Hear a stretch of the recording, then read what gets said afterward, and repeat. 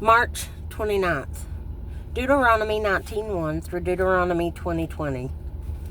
When the Lord your God has cut off the nations whose land the Lord your God is giving you, and you dispossess them and dwell in their cities and in their houses, you shall separate 3 cities for yourselves in the midst of your land, which the Lord your God is giving you to possess. You shall prepare roads for yourself, and divide into 3 parts the territory of your land, which the Lord your God is giving you to inherit, that any manslayer may flee there. And this is the case of the manslayer who flees there, that he may live. Whoever kills his neighbor unintentionally, not having hated him in times past, as when a man goes to the woods with his neighbor to cut timber, and his hand swings a stroke with the axe to cut down the tree, and the head slips from the handle and strikes his neighbor, so that he dies, he shall flee to one of these cities and live, lest the avenger of blood, while his anger is hot, pursue the manslayer and overtake him, because the way is long, and kill him, though he was not deserving of death, since he had not hated the victim in time past. Therefore I command you, saying, you shall separate 3 cities for yourself.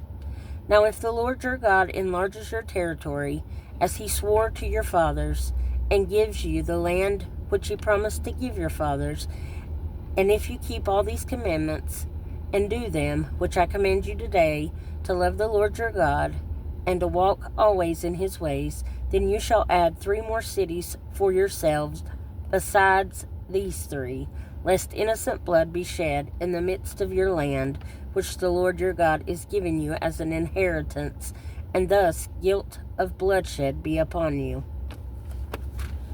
But if anyone hates his neighbor, lies in wait for him, rises against him, and strikes him mortally, so that he dies, and he flees to one of these cities, then the elders of the city shall send and bring him from there, and deliver him over to the hand of the avenger of blood, that he may die.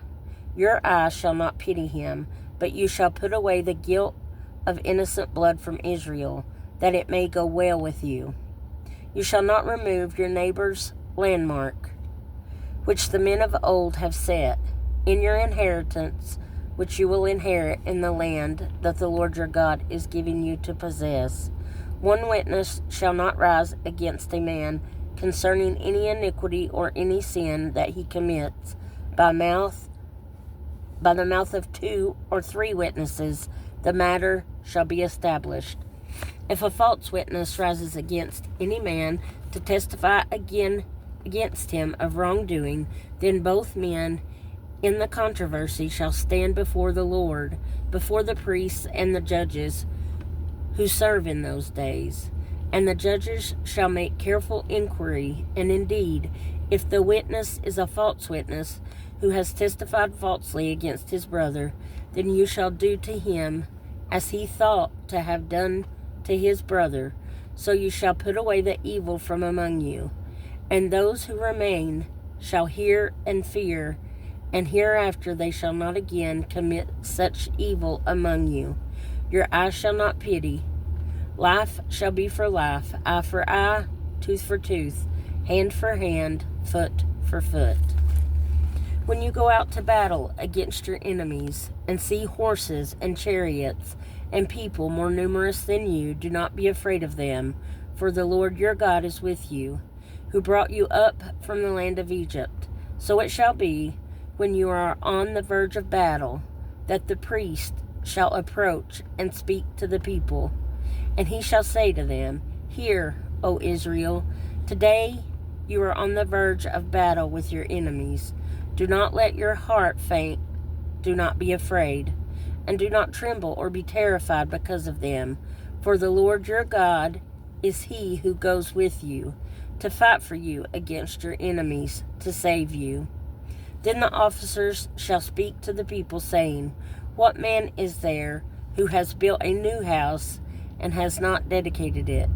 Let him go and return to his house, lest he die in the battle and another man dedicate it.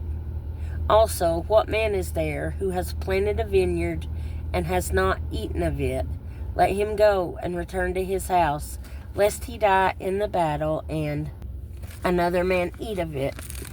And what man is there who is betrothed to a woman, and has not married her? Let him go and return to his house, lest he die in battle, and another man marry her. The officers shall speak further to the people and say, What man is there who is fearful and faint-hearted? Let him go and return to his house, lest the heart of his brethren faint like his heart.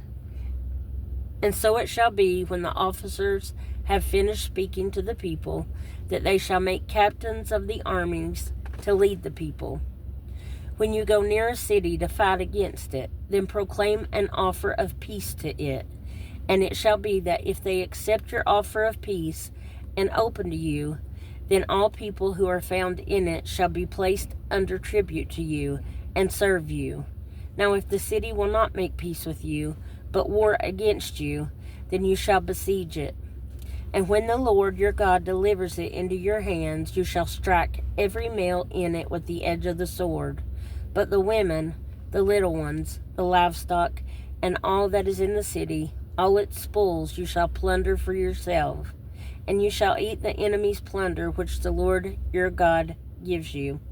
Thus you shall do to all the cities which are very far from you, which are not of the cities of these nations, but of the cities of these peoples which the Lord your God gives you as an inheritance.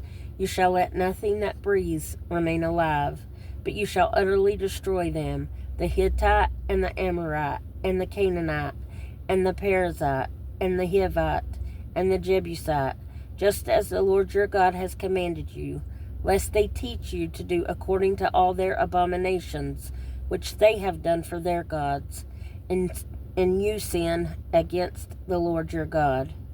When you besiege a city for a long time, while making war against it, to take it, you shall not destroy its trees by wielding an axe against them. If you can eat of them, do not cut them down to use in the siege, for the tree of the field is man's food.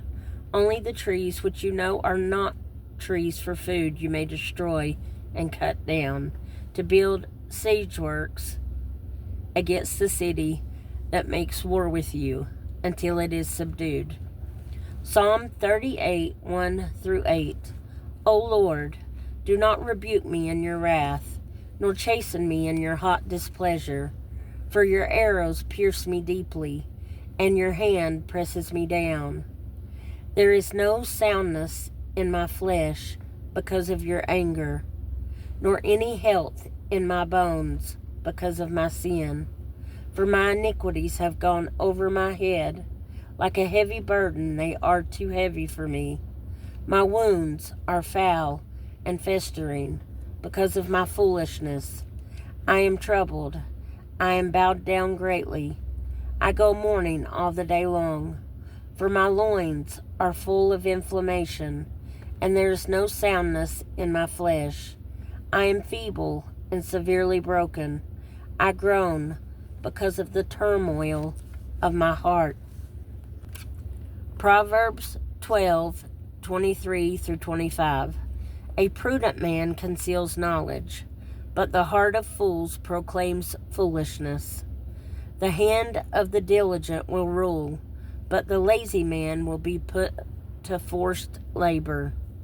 Anxiety in the heart of man causes depression, but a good word makes it glad. Luke 4:31-44. Then he went down to Capernaum, a city of Galilee, and was teaching them on the Sabbaths. And they were astonished at his teaching, for his word was authority. Now in the synagogue there was a man who had a spirit of an unclean demon, and he cried out with a loud voice, saying, Let us alone. What have we to do with you, Jesus of Nazareth? Did you come to destroy us? I know who you are, the Holy One of God. But Jesus rebuked him, saying, Be quiet and come out of him. And when this demon had thrown him in their midst, it came out of him, and did not hurt him. Then they were all amazed, and spoke among themselves, saying, What a word this is! For with authority and power he commands the unclean spirits, and they come out. And the report about him went out into every place in the surrounding region. Now he arose from the synagogue, and entered Simon's house. But Simon's wife's mother was sick with a high fever, and they made request of him concerning her. So he stood over her, and rebuked the fever, and it left her.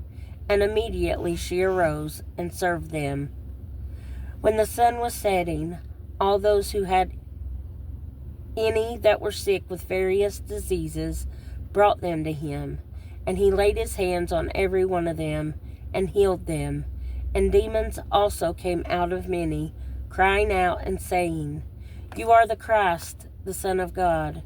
And he, rebuking them, did not allow them to speak, for they knew that he was the Christ. Now when it was day, he departed and went into a deserted place. And the crowd sought him and came to him, and tried to keep him from leaving them. But he said to them, I must preach the kingdom of God to the other cities also, because for this purpose I have been sent. And he was preaching in the synagogues of Galilee.